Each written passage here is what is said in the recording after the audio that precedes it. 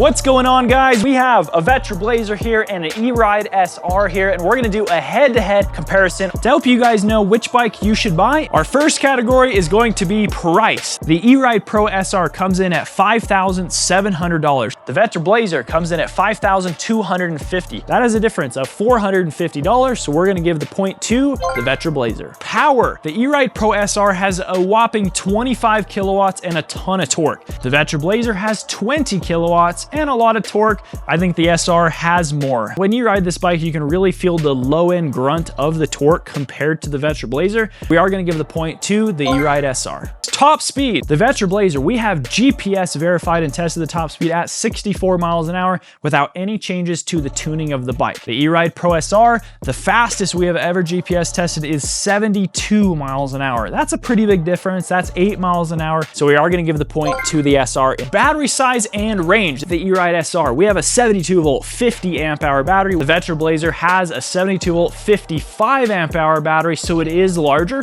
We have done range tests on both of these bikes, holding a constant speed until the bike dies. Those speeds are 28 miles an hour in eco mode and 50 miles an hour in sport mode. The E-Ride Pro SR, in eco mode, it did 59 miles. Sport mode, it did 29 miles. That's really good range. But the freaking Vetra Blazer did 82 miles in eco mode and 45 miles in sport mode. That is just absolutely incredible. It blew our minds. The Vetra Blazer is easily getting this point for a larger battery and way more range. Weight. The E-Ride Pro SR, we weighed this at 181 pounds. The Vetra Blazer, we also weighed one at 165 pounds. Point to the Vetra Blazer. Suspension. This is some fairly high-end stuff on here, and I think it feels fantastic. Let's move on over to the SR.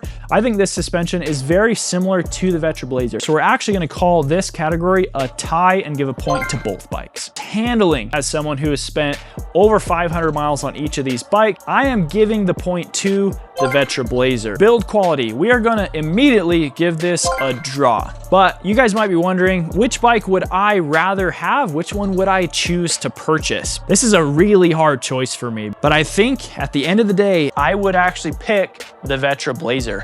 I think this bike just feels a little bit more playful, a little bit more fun to ride, and that's what we're all after, right? I think this bike is a little bit more fun.